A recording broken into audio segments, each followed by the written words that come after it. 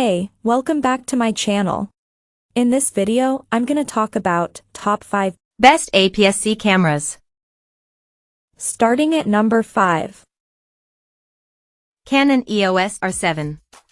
The Canon EOS R7 is like one of the camera giant's full-frame EOS R cameras, only with a smaller Aps-C sensor. For the price, it's impressively powerful, particularly if you're a fan of shooting wildlife or sports scenes.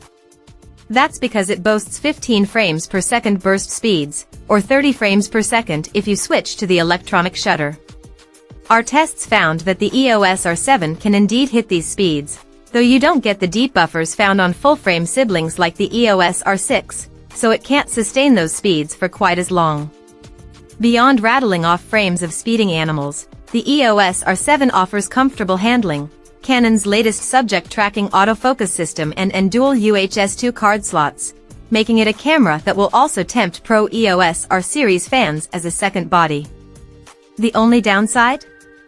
Canon has so far only made 2 native lenses for the EOS R7's Aps-C sensor.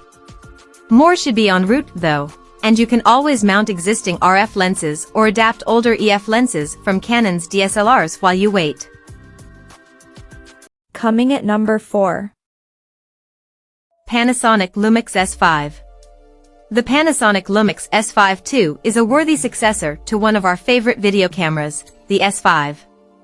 Like the S5, the S5 II is ticketed as a hybrid, but video is where it excels.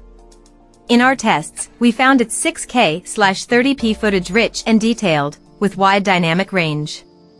Its video chops are bolstered by 10-bit recording across almost all resolutions, plus the ability to record uncropped footage using the sensor's full 3:2 aspect ratio, useful for cropping content.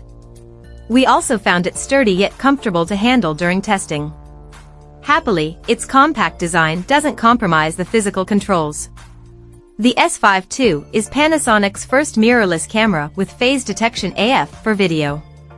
Combined with effective image stabilization, we found it produces sharp, stable video even when shooting handheld, although the 1.5x crop on 4K/60p video is a shame. The Panasonic Lumix GH6 is a more travel-friendly video powerhouse with a micro Four Thirds sensor, while serious videographers will be drawn by the Lumix S5 iiX. Nevertheless, the S5 II is a fantastic full-frame hybrid for high-quality video. At number 3. Sony A7R V. At 61MP, the Sony A7R V has the same class-leading resolution as the A7R IV before it. But thanks to a new sensor and powerful Bionz XR processing engine, our review found that the A7R V is a better camera overall. Paired with high-quality optics and up to 8 stops of image stabilization, we found it capable of capturing outstanding detail. We found image quality to be excellent when shooting detailed subjects, making the A7R V a fantastic choice for landscape or studio pros.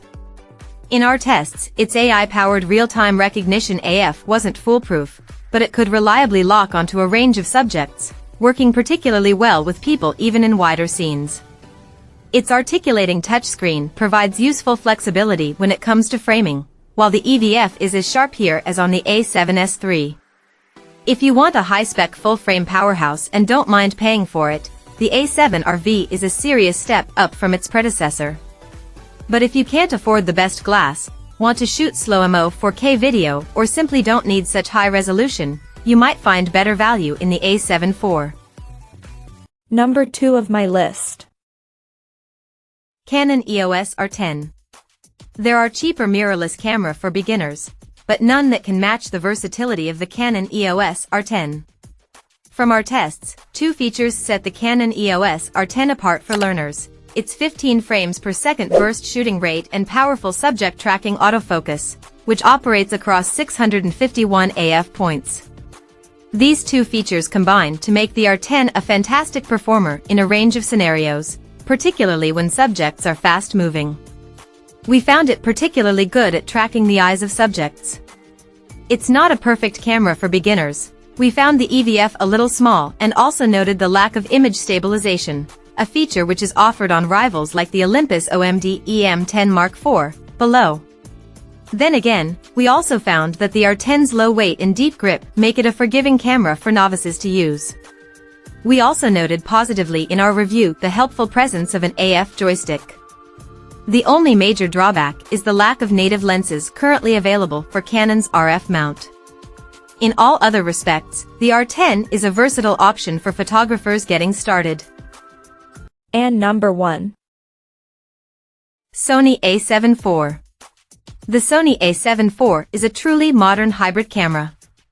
It's overkill for beginners and more expensive than its stills-focused competition, but it's also a versatile workhorse for anyone who wants to shoot a mixture of photos and video. In our tests, we found the A7 IV to have class-leading autofocus skills, although Sony has since launched the pricier A7R V with its new AI autofocus chip and improved subject detection. Its buffer depth proved seemingly endless as well, meaning the camera can almost indefinitely maintain its maximum burst speeds. When using a CF Express card, it swallowed 9 frames per second for over a minute, or 6 to 7 frames per second when continuously shooting RAW. The A7 IV's new 33MP full-frame sensor doesn't dramatically improve image quality over the A7 III. The higher resolution also means fairly prevalent noise above ISO 6400, and there's a heavy crop on 4K footage. A price bump means it no longer occupies the same entry-level price bracket as its popular predecessor either, but upgrades like 10-bit video and a Bion's XR processor make it a much more powerful option. As a complete package, the Sony A7 IV is a solid all-rounder which could be the only mirrorless camera you'll ever need. Check out this video description for latest price and more informations. Thank you for watching this video. Please subscribe and stay tuned.